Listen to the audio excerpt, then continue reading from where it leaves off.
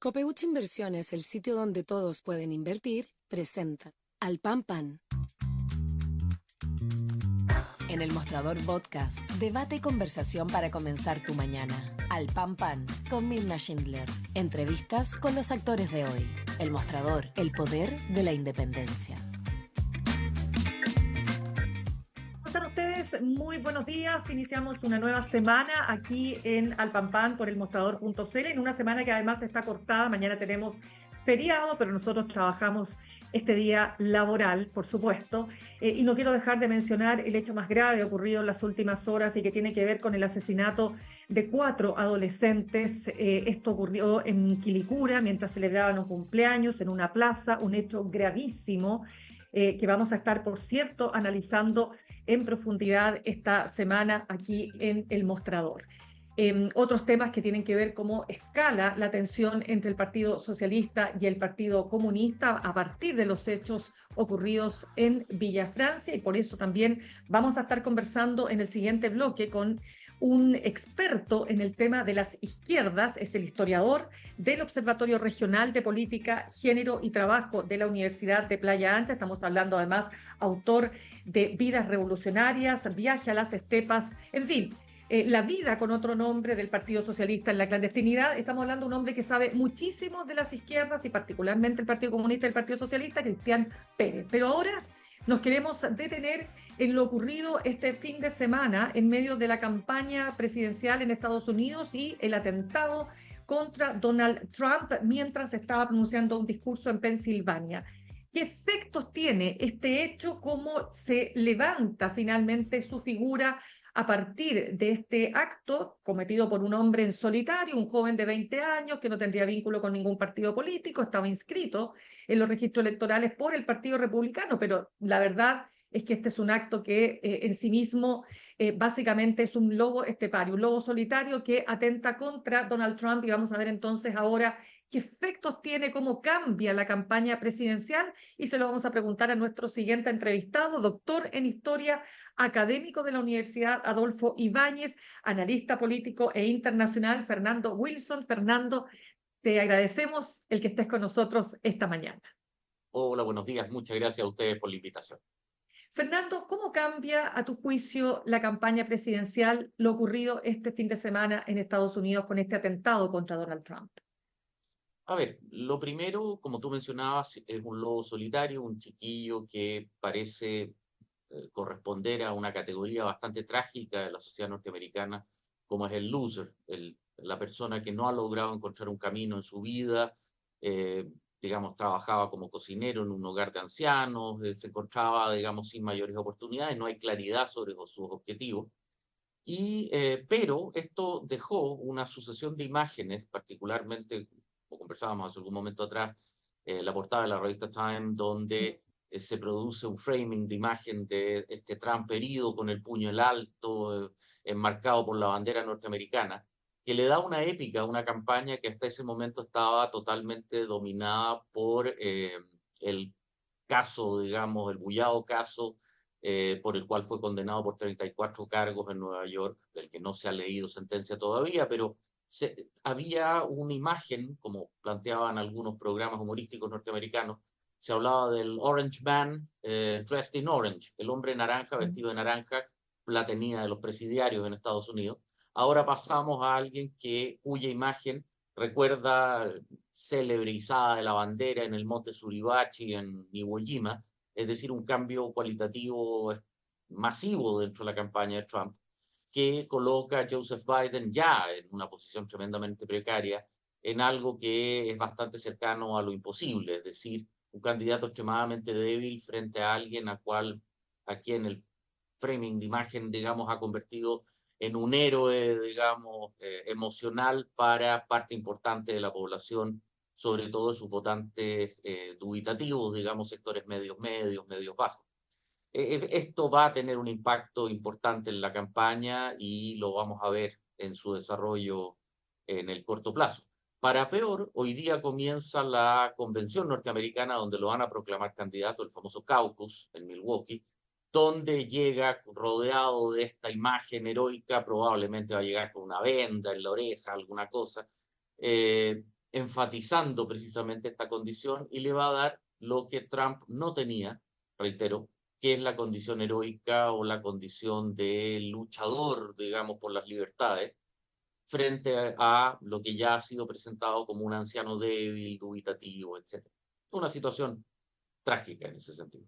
Ya, es decir, todo lo que indica, de acuerdo a lo que tú estás señalando, es que no hay sino efectos positivos, más allá de que, por supuesto, Para Trump, pudo haber claro, muerto. O sea, es que pudo haber muerto, o sea, definitivamente pudo haber sido absolutamente. asesinado. Entonces, partamos por ahí, no nos vamos no vamos a disminuir en ningún caso en esta conversación, por supuesto, La Fernando, gravedad del ataque. la gravedad del ataque. Pero antes de eso, ¿qué te muestra todo lo que ha pasado alrededor? Porque ponte tú también se hablaba de que cuando ocurrió este atentado contra Ronald Reagan en 1981, todo el país se unió. Y ahora, más allá de que efectivamente Biden llama a la unidad en el sentido de que enfrentemos juntos esta situación que vive el país en las urnas y, por supuesto, bajo las condiciones que ofrece, ¿no es cierto?, la democracia norteamericana, hay una tremenda polarización, pero tremenda. Es un escenario muy distinto. ¿Cómo lo ves? A ver, primero, insistir en lo que tú mencionabas. Esto fue un atentado real, hay gente que ya está planteando dudas, hay una persona muerta, dos gravemente heridas. La bala que le perforó la oreja no le dio en el cráneo simplemente porque él se inclinó a mirar. Por lo tanto, fue una salvada providencial, digamos, y esto no fue una simulación ni nada por el estilo. Respecto al atentado de Reagan en el 81, hay una diferencia tremenda que tiene que ver con precisamente la definición de lo que fue la asunción al poder de Ronald Reagan después del gobierno de James Carter, que estuvo enmarcada esencialmente en una visión valórica. Cuando él define, como presidente electo, Reagan me refiero, a Ujú. la Unión Soviética como un enemigo maligno, que es incompatible con los valores norteamericanos. Inflama a los Estados Unidos, por algo se habla de la revolución conservadora, inflama a los Estados Unidos de un sentido de misión que había perdido en la década de los 60 con el impacto de Vietnam, con el impacto de Watergate, los problemas raciales que llevan finalmente a la famosa marcha del millón de personas de Martin Luther King, etc. Por lo tanto, Ronald Reagan ya era una figura que tenía un posicionamiento y un atentado en contra él de alguna forma hacía sospechar de la Unión Soviética, caía firmemente en la Guerra Fría. Hoy día, por el contrario, tenemos un escenario en que Estados Unidos nunca ha logrado, ha vuelto a lograr encontrar su lugar en el mundo después de los atentados a las Torres Gemelas el año 2001, hace 23 años atrás.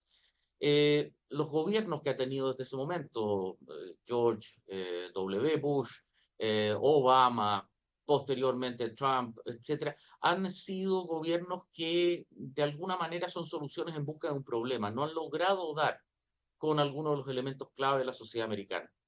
Y un factor crítico hoy día es lo que algunos analistas denominan como la basement generation. Desde la crisis financiera del 2008, Estados Unidos no ha logrado devolver el nivel de salarios a los sectores medios, medios y medios bajos.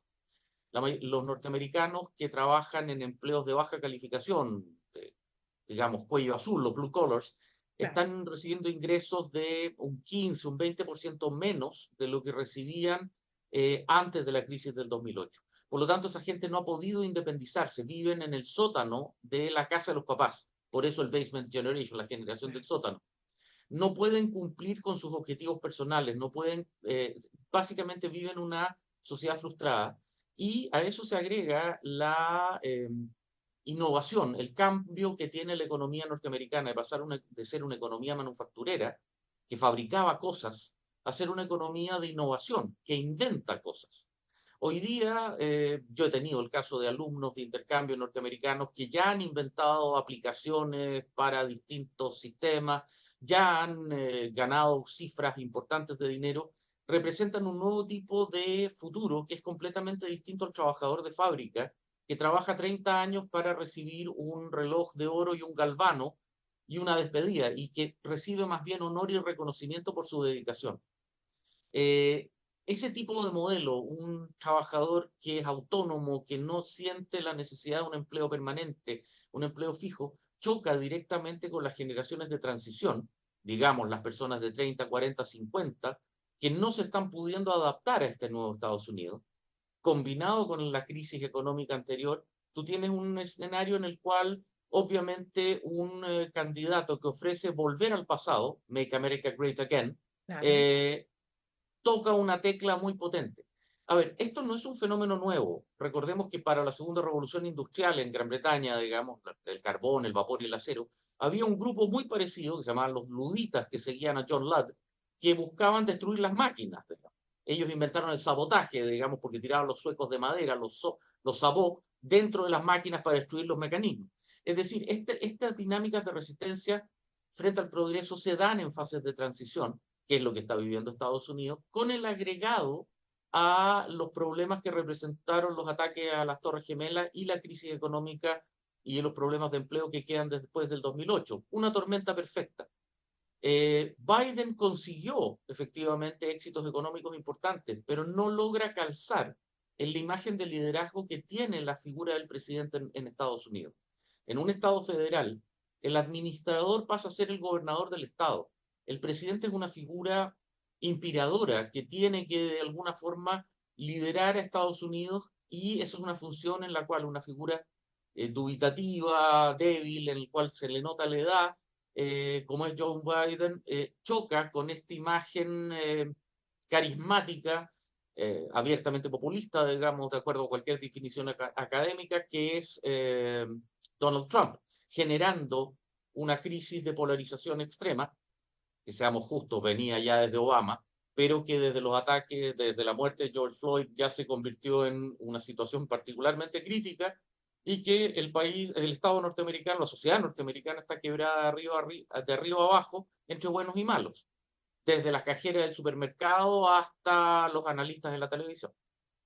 Qué tremendo, fíjate lo que tú cuentas y qué tremendo porque es tal cual como tú lo estás planteando. Mira, quería comentarte, ahí estaba leyendo una columna de un columnista del New York Times, Charles Flow, afroamericano, que planteaba como 4 o 5 conceptos respecto de lo que, lo que produce este atentado. Entonces él hablaba primero que nada el efecto imagen, tú lo acabas de retratar muy bien a través de la portada de la revista Time, ¿no es cierto? Esta imagen del puño en alto, o sea, está siendo Fuerza.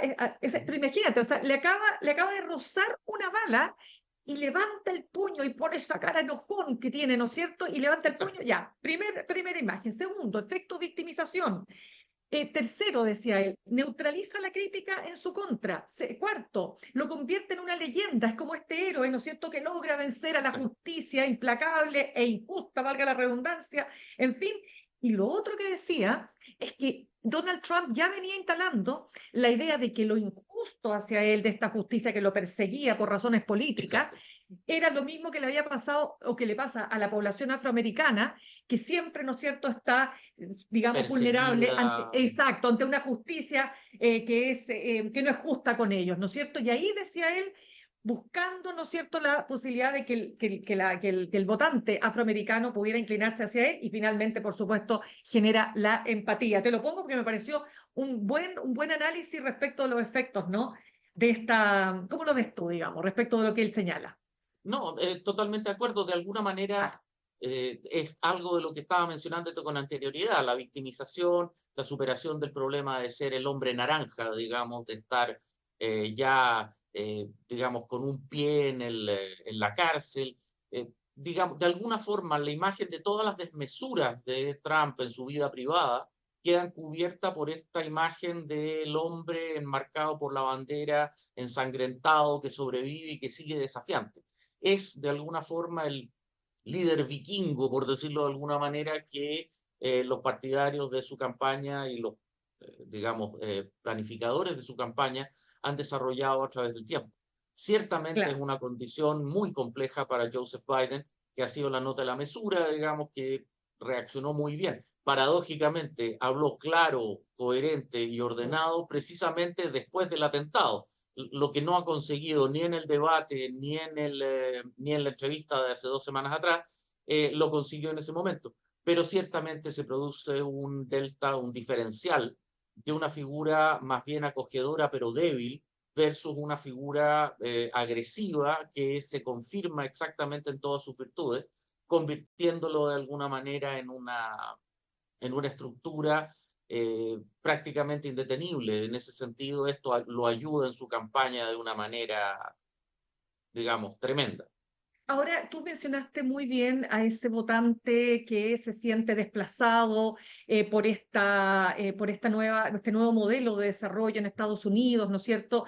Con este votante que no ha visto aumentado sus ingresos, que tiene muy poca calificación, menos educación, ¿te fijas? Entonces, Exacto. ese votante, ¿qué tanto pesa finalmente y te quiero preguntar respecto de los estados clave para darle finalmente el triunfo a Donald Trump en relación a los otros que han votado históricamente por los demócratas? A ver, primero tenemos que recordar que culturalmente Estados Unidos no es uno. Son a lo menos 7 y algunos mapas llegan a plantear que podría ser hasta 11.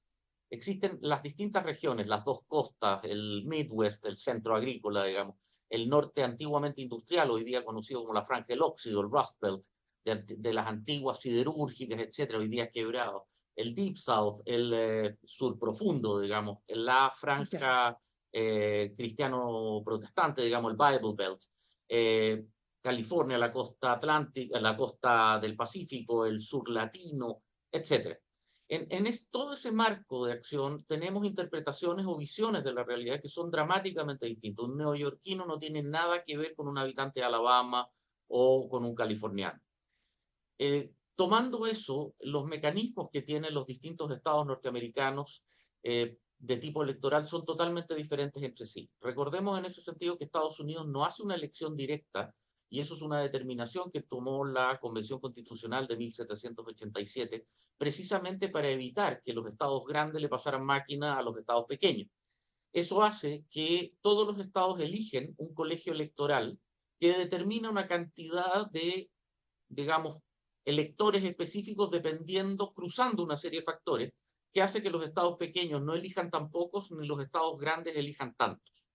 En ese proceso electoral hay algunos estados que le entregan todos sus electores al que gane por un voto dentro de su estado, mientras que otros los entregan proporcional.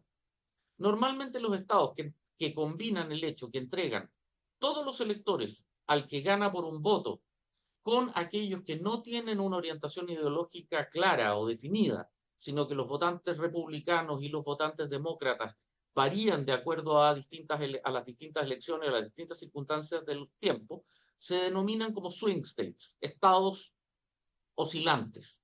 Esos estados oscilantes son los que normalmente dan la victoria. Y en ese sentido, hay varios de ellos que son fundamentales para Trump porque representan muy fuertemente este votante del que conversábamos hace un rato atrás. Pensilvania, sin ir más lejos, digamos, un estado que, sin ir más lejos, este atentado se Claro, produce en buena medida porque existe el permiso libre a portar armas. Uno puede entrar a un café con un fusil de asalto, digamos, increíble. y es legal, hasta estados como Ohio, etcétera, que de alguna manera están vinculados, han sido fuertemente golpeados por los cierres de fábricas y no se han beneficiado por el nearshoring, es decir, el hecho que las fábricas norteamericanas que estaban antiguamente en China se fueron de Estados Unidos a China durante la década de los 90, vuelven ahora, pero no a Estados Unidos, sino que a México, lo cual significa que esta gente queda sin la oportunidad de recuperar los trabajos fabriles, los trabajos de manufactura que tenían con anterioridad, y bueno, son claramente estados favorables a Trump, a los cuales obviamente les es extremadamente sensible un atentado de estas características, que precisamente recoge los valores tradicionales norteamericanos, el red, white and blue, digamos, Claro. envolverse en la bandera al final del día. Claro que sí. Ahora, lo que tú decías, perdón, estamos conversando a esta hora con Fernando Wilson, doctor en historia, académico de la Universidad Adolfo Ibáñez, analista político e internacional. Fernando, vamos a lo que tú señalabas, porque la portada del Time contrasta con la portada que vimos hace algunos días, semanas, con The Economist, cuando aparece este burrito, como se llama, ¿no es cierto? Exacto. Claro, este aparato, ¿no es cierto?, que usan las personas muy mayores para poder desplazarse, que era una imagen súper fuerte, ¿no es cierto?, una Durísimo. atención, claro, a lo que era Joe Biden. Joe Biden, uno se pregunta, bueno, efectivamente la edad, ya después de los 80, con todo el respeto, por favor, que merecen todas las personas que pasan, vamos a llegar todos ahí si es que no nos morimos antes, ¿no? Pero claramente los años son exponenciales, o sea, a los 81, a los 85 no es lo mismo, en fin, y vemos, ¿no es cierto?, a un Joe Biden que se ha ido deteriorando, es un hecho de la causa, objetivo. y se ha hablado mucho respecto de cambiar o de buscar una alternativa, pero lo último que se señala es que pareciera ser que no hay mejor alternativa. Y ahora uno se pregunta, después de este atentado, ¿cómo ves esa discusión? A ver, ya durante la semana se había visto una serie de figuras prominentes del Partido Demócrata que planteaban que no iban a donar dinero a la campaña de Trump, perdón, a la campaña de Biden, más allá de que seguían siendo firmemente partidarios del Partido Demócrata.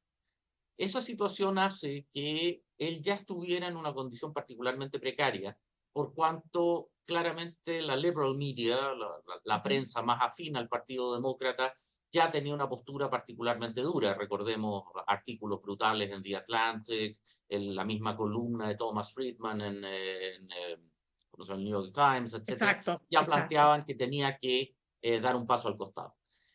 Con esta situación eso se vuelve crítico, no tanto para tratar de ganar, que a estas alturas del partido se ve complejo, sino que más bien para lograr salvar al partido y sobre todo salvar las alternativas de el voto parlamentario, sobre todo en el Senado, en el cual Estados Unidos efectivamente se juega buena parte del sistema. Recordemos que en Estados Unidos el presidente no tiene los niveles de autoridad que uno podría suponer. El presidente federal tiene un nivel de check and balances, de frenos y balances extremadamente importante, y el elemento clave, la llave maestra para esto es la mayoría en el Senado. Eso hace que hoy día no solamente los demócratas teman por perder la presidencial, sino que teman quedar fuertemente disminuidos en el Senado y en la Cámara de Representantes. Eso sería ya realmente crítico. Ahora, también hay muchos que están diciendo, y esto transversalmente también en el propio Partido Republicano, que dicen que de alguna manera hay que salir de la maldición Trump, the Trump curse.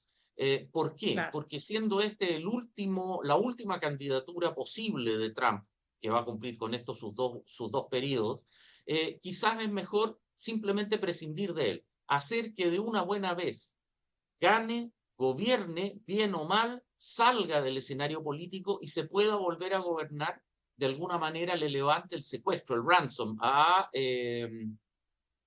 al Partido Republicano, permitiendo que las otras figuras, digamos, competitivas vuelvan a florecer y que el Partido Demócrata pueda volver a hacer propuestas que no estén de alguna forma determinadas por un liderazgo carismático que carece de una estructura de debate racional. Trump es tremendamente hábil. Trump no debate temas, Trump debate emociones. Y en ese sentido, cuando él se plantea desde la rabia, la molestia, el enojo, normalmente utiliza adjetivos calificativos, respecto a lo cual Biden es naturalmente un candidato particularmente débil. Pudo ganar en la elección anterior básicamente por el agotamiento que tenía la sociedad norteamericana después de la pandemia. Pero hoy día ya se ve la situación francamente complicada y realmente muy difícil. Entonces, desde tu punto de vista, Fernando, o sea, ya no importa si se cambia a Biden por otra candidatura, o sea, ya no es tema, eso ya pasó. A ver, puede pasar cualquier cosa, como que de hecho pasó lo del día sábado, pero ciertamente ya es comenzar a confiar más en defectos del adversario que en virtudes propias.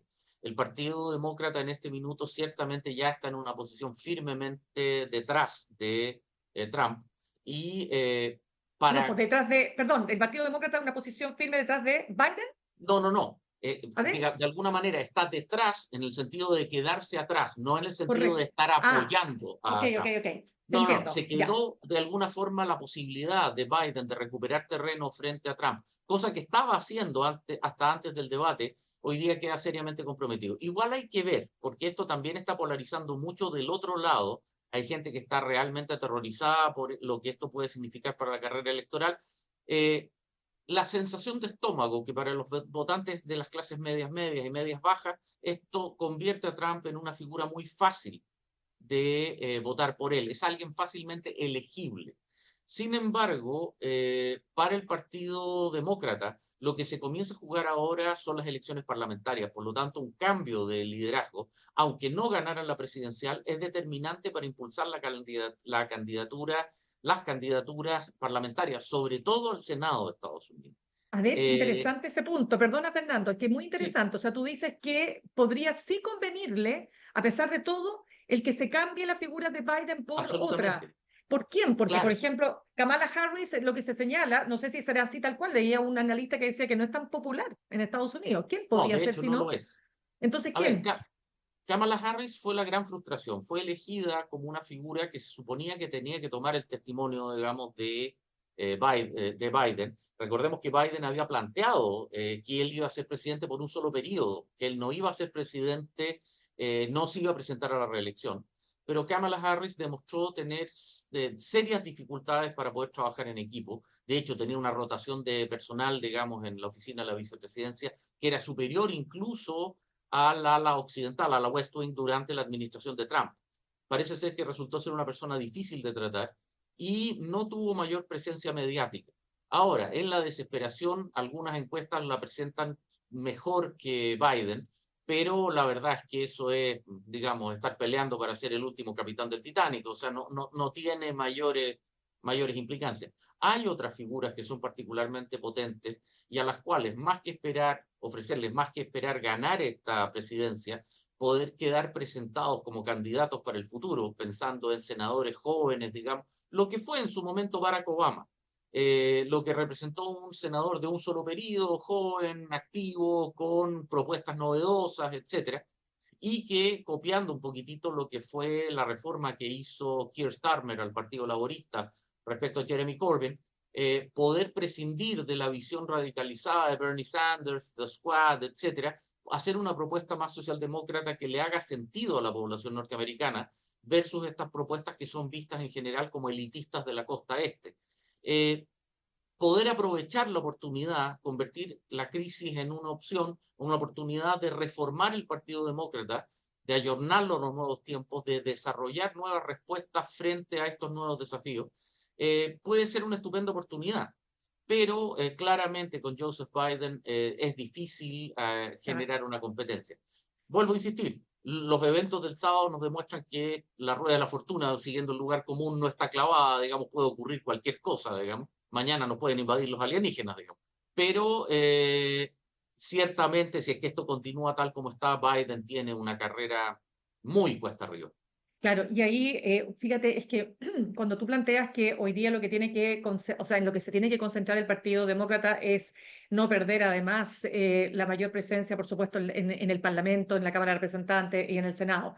Eso supone, por ejemplo, como una opción que se ha hablado muchas veces, pero que ella no quiere, que es Michelle Obama.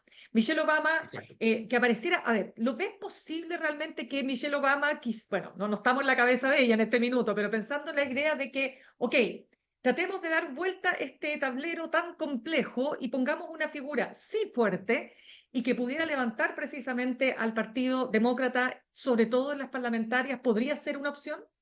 A ver, sí, indudablemente habría sido por lejos la mejor candidata y habría sido la mejor precandidata desde hace meses atrás. El problema que tiene Michelle Obama es el carácter personal que tomó el debate presidencial de Trump en su primer gobierno con su marido. Es decir, los niveles de descalificación, insultos y agresiones que se dieron de Trump hacia Barack Obama fueron tan intensos que evidentemente Michelle Obama no querría que una campaña de ella en cualquier condición quedara manchada, porque evidentemente si es que ella entra al barro de Trump, no solamente no va a poder mostrar sus virtudes electorales, sino que al mismo tiempo va a quedar atrapada en una dinámica que va a marcar su firma política. En ese Mm. sentido, ella, en términos específicos y personales, está de alguna manera complicada en esta ocasión. Pero por el contrario, hay una serie de gobernadores estatales y una serie de senadores norteamericanos que son bastante competitivos, personas bastante moderadas, mesuradas, que podrían cumplir un fin de esta manera, de manera bastante elegante y sin comprometer un Te talento de mediano entiendo. plazo fundamental, como es el caso de Michelle Obama. El caso de competir contra Trump implica asumir que él está dispuesto a llevar una campaña sucia y tiene una habilidad notable para eso. Él no tiene frenos en ese plano. Por lo tanto, puede hacer cosas que un contradictor que tiene reparos, que tiene consideraciones morales, quizás no esté dispuesto a hacer. Por lo tanto, exponer a una figura como Michelle Obama en ese esquema es complicado, digamos, sacrificarla, quemarla. Pienso que sería injusto pedirle hacer una cosa así, sabiendo lo brutal que fue Trump con su marido, digamos, generando de esa manera un problema personal entre los. Sí, y lo último que te quiero preguntar, Fernando Wilson, que a nosotros en Chile nos cuesta muchísimo entender, y es como una persona que tiene acusaciones tan graves, que es una persona que ha estado investigada, sancionada por la justicia norteamericana, pueda estar en una carrera presidencial. Bueno, digamos, ese tipo de situación demuestra el nivel de intensidad que puede generar un ambiente político de polarización y el uso inteligente de recursos de carácter populista sin ningún tipo de reparo o restricción. De alguna manera, la gente que está votando por Trump lo está haciendo porque está ofreciendo beneficios de carácter material.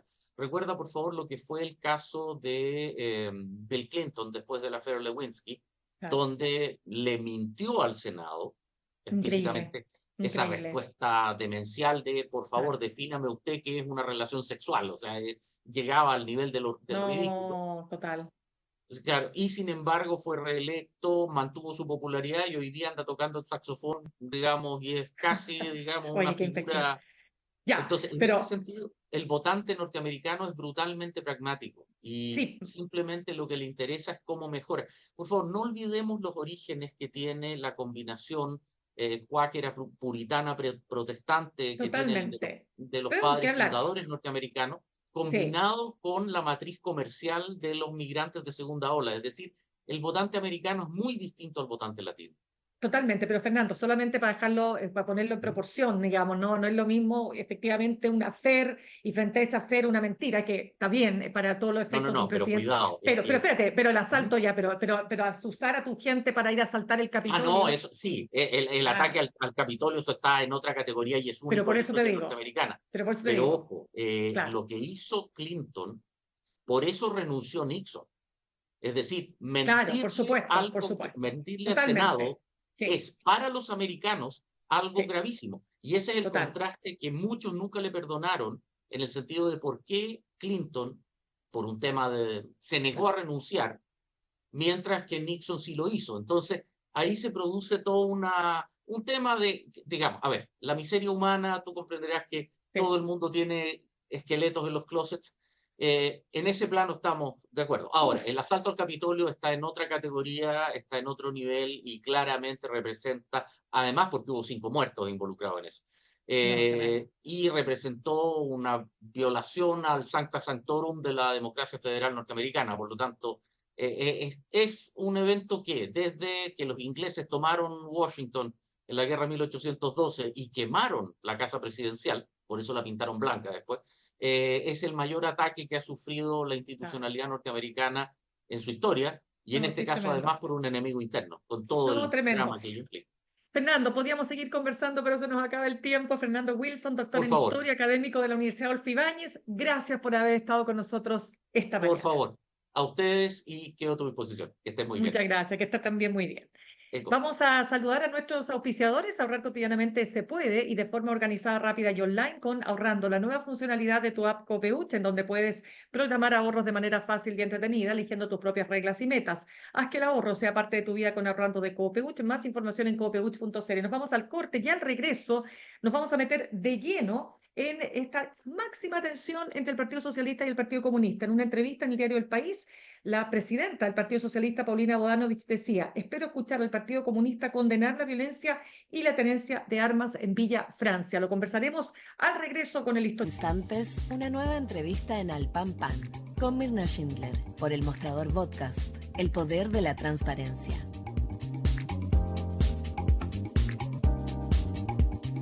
En Copeuch cada vez somos más socios. Y cada año tenemos una buena noticia, el remanente. Un beneficio único de las cooperativas.